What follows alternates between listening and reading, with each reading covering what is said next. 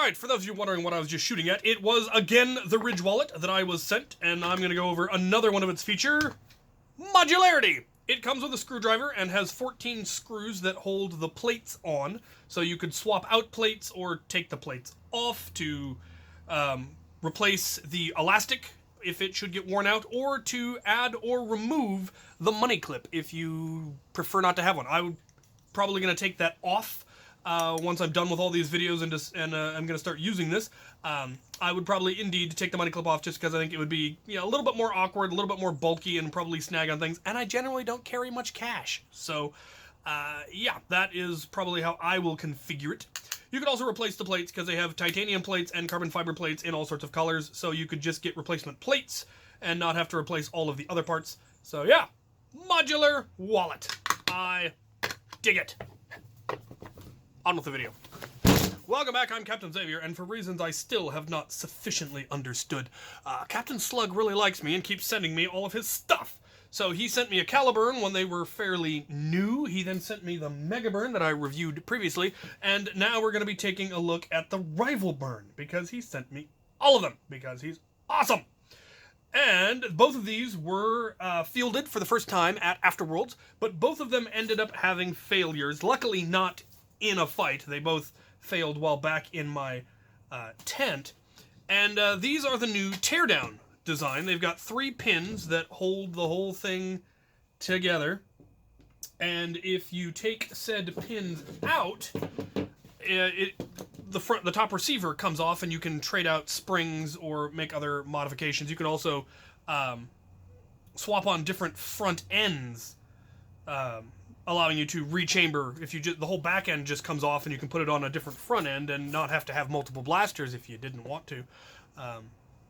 Yeah, it's pretty neat. Unfortunately, the early models that he sent me, this part here where the pins go in was printed in PLA, and they ended up breaking. So he reprinted them for me in ABS, which is considerably stronger.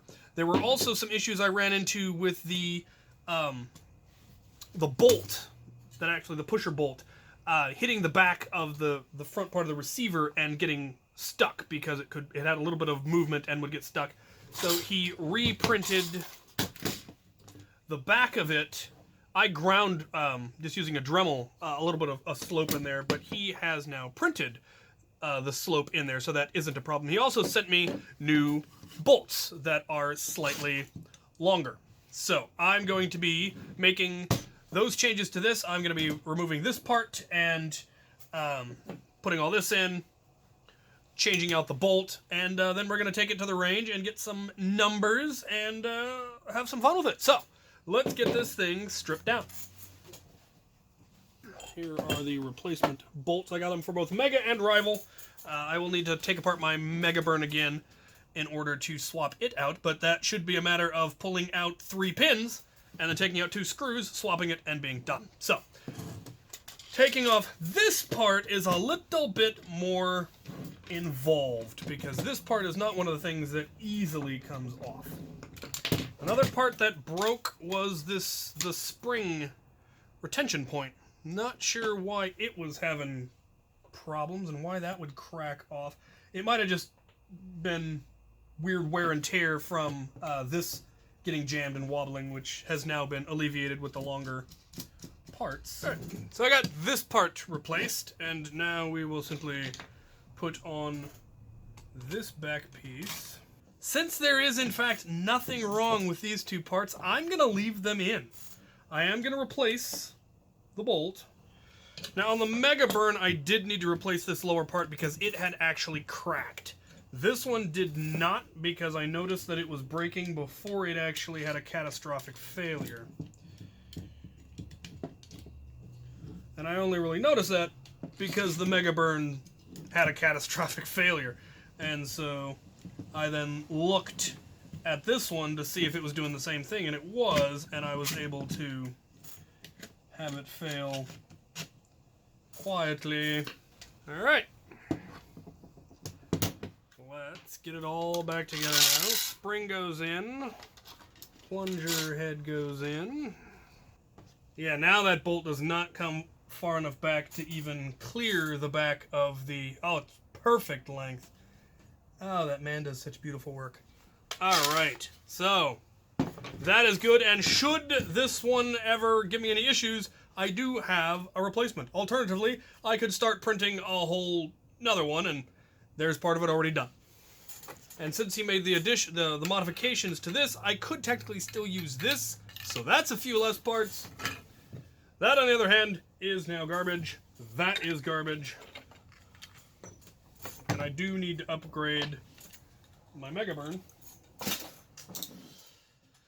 Alright, well, now for the part that I'm sure you're all waiting for, more firing! So we're going to take this out, get FPS readings, get some range readings. One thing that I did not notice that this had until after the event, it has an adjustable hop-up system right here. You can remove it entirely, but simply by moving this tab up or down, it adjusts the amount of hop-up. And I don't know where it was when I was at Afterworld, so I have no idea how it really affected the performance there. There we go. Okay. So, I'm going to go fire some rounds through it. I'm going to test different hop-up settings, see how big of a difference that makes, get some range, and shoot some stuff. To the range! Alright, first we're going to test the FPS, and hopefully I can get it before my net falls over. It's windy here. But right now I believe it has a K25 in it. Let's see what kind of numbers we're getting. We have the hop-up completely disabled for this.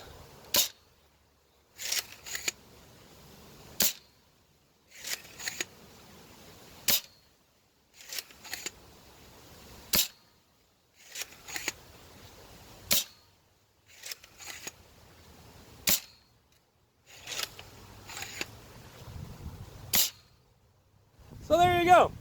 First one was a little low, might have been bad ammunition, might have been just the thing finally recalibrating itself for its first shot after repairs. But then we were getting in 140s, 150s, so high for Afterworlds. Afterworlds, I believe, caps out at I want to say 120 or 130, on account of eye protection isn't required. So, all right, let's go for some range and accuracy. It is Rival, so who knows? Alright, we're a little bit further forward than I usually film from, but I'm trying to get out of the glare of the sun that's right over there. So that stove that someone has rather unceremoniously dumped in my alley is about 75 feet out, and that's what we're going to be shooting at. Starting with no hop-up, we're going to see if we can hit that man-sized target from here.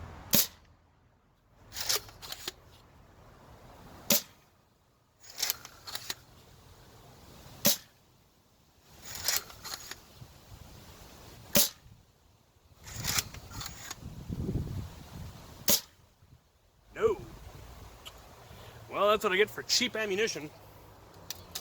Let's add some hop-up and see if it makes any difference. Alright, I've gone to the max hop-up that this thing can take. We'll see what happens. We get hop-up. I'm not getting that round back. Alright, I'm going to shoot straight down the alley.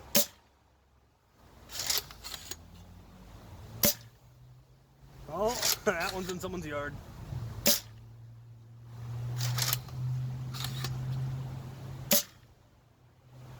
Huh. Fascinating. Alright, we've seen both extremes. Let's go for something a little bit more in the middle.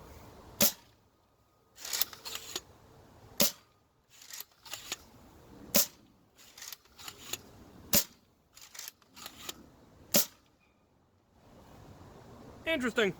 Well, let's go see if I can find any of that ammo.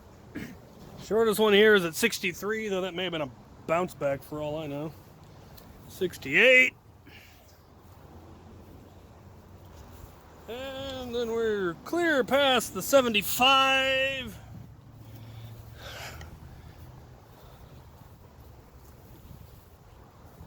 Got some back here probably at least as far as 100, probably a little bit more. Well, this one's definitely more than 100. So consistency of range wasn't an issue, but accuracy was all over the place. Once you got to, past about 50 feet, which is pretty standard for Rival, so I like it. I got plenty of tags with it. And it was a lot of fun, though I had more tags and more accuracy with the Mega Burn, which is why it probably broke, because it saw a lot more action. Anyway, I'm going to try to find more ammo, because I put 15 rounds out here, and so far I've found 7. So, further bulletins, as events warrant. Alright, we're now going to be shooting at the Ridge Wallet at a range of 30 feet, because that's about the farthest I imagine I'm going to be able to hit something that small. See how it works out.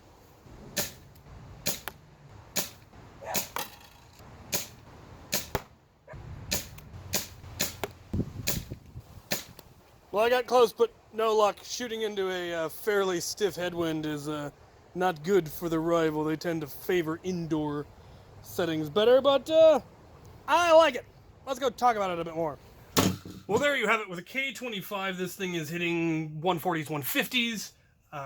At 75 feet, it starts dropping off accuracy-wise, but that should not be a surprise to anybody. Rival at high velocities at long ranges just doesn't work out well. It's magnificent at short ranges because of how fast it travels, making it incredibly hard to dodge, which is why they're great for close quarter stuff and HVZ. That's why they work magnificently in things like the Proton Pack and Tier, because if you can just spam a huge number of rounds, there's just no way to dodge them all. And because they're round, that works. They're also really nice in close quarters type situations because they are entirely foam. So even coming at 150 FPS, they're not going to sting as much as pretty much any dart traveling at that speed, because the rival rounds are simply squishier than any dart head.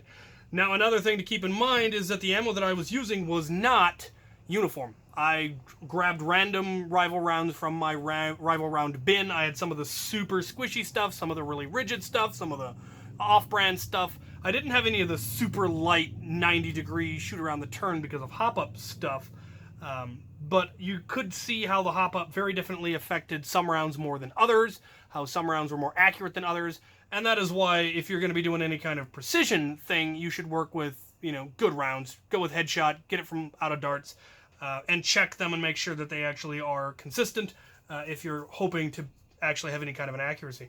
But for what this thing is, it's absolutely fantastic, and I love that they created one.